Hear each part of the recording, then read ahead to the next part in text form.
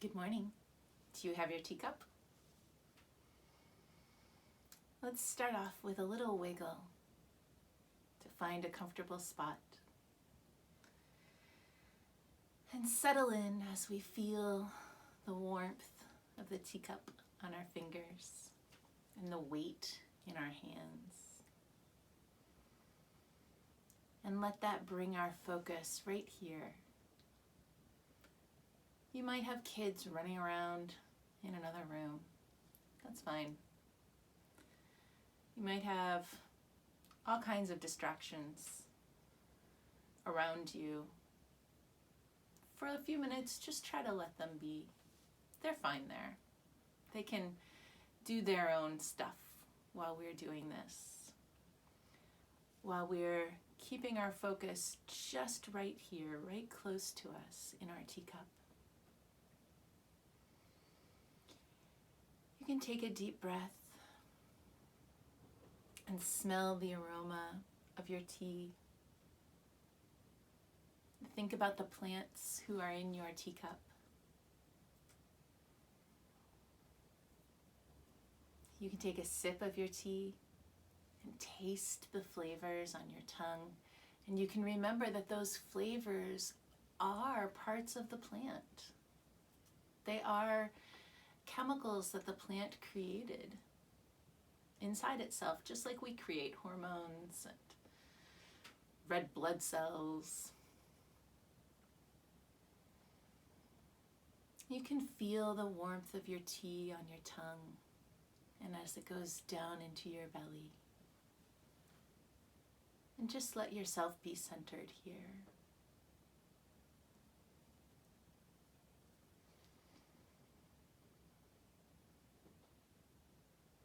I've been thinking a lot about need lately. I think that all of this with the coronavirus has made that a very present thing for us all as we think about how much food do I need? How many supplies do I need? How much toilet paper do I need? And we watch ourselves and watch each other collecting things that we need so that we will have the things that we need. And in our culture, that's really tricky. It's tricky to calibrate what we really need. When we really stop to think about it, if we think about the things that our culture values, they are things. And as a society, we think we need many, many things. But what if you think about rest as a society? If you think about how much rest do I really need? That definition is probably not actually enough.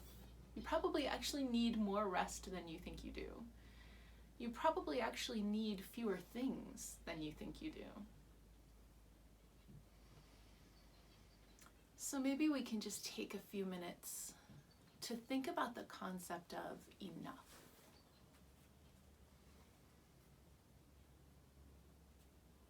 What is enough for you? I find that if we can cultivate an idea of enough and focus on that, hold that in our mind, that allows us to free up everything else. We know, okay, this is how much is enough. I don't actually need more than that.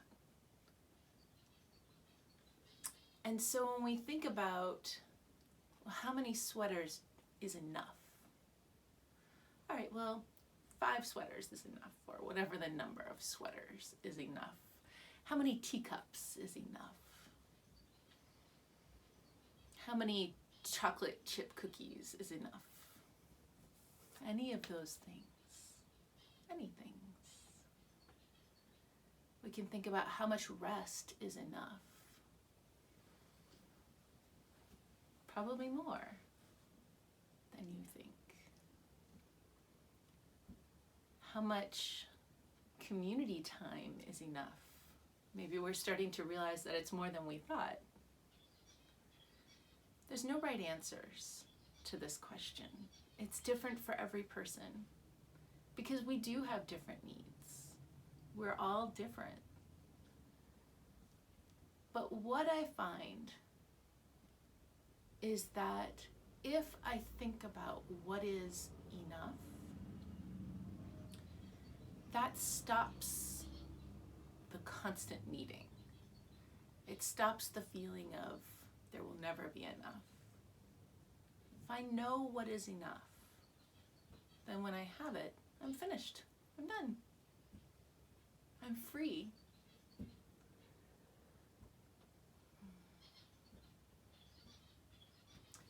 In our culture, I think that we cultivate runaway need, partially because we are a consumer-driven society.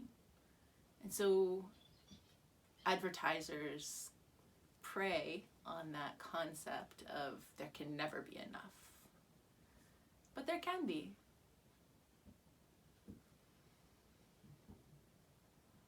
And when we know what enough is, then we know what we have to give. We say, okay, this is what I have that's enough, and everything else I can share. Maybe the concept of enough will be comforting to you.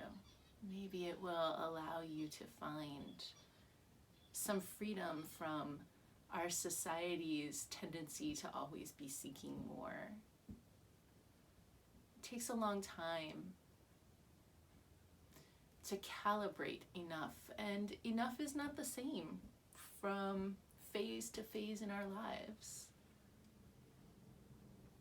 If you have small children, your definition of enough might be different than if all your children are grown or if you don't have any children.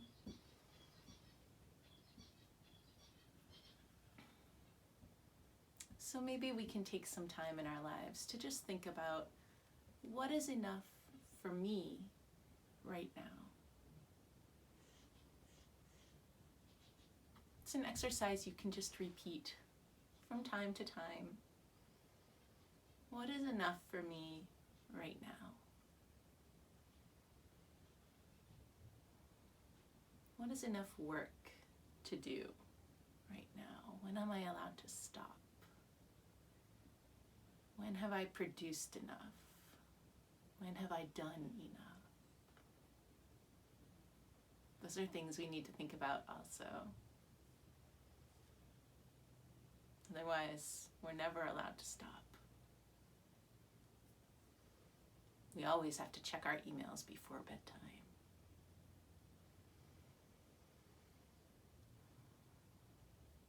So as you hold your teacup, as you think about the plants who have made your tea, as you think about the warmth on your fingers,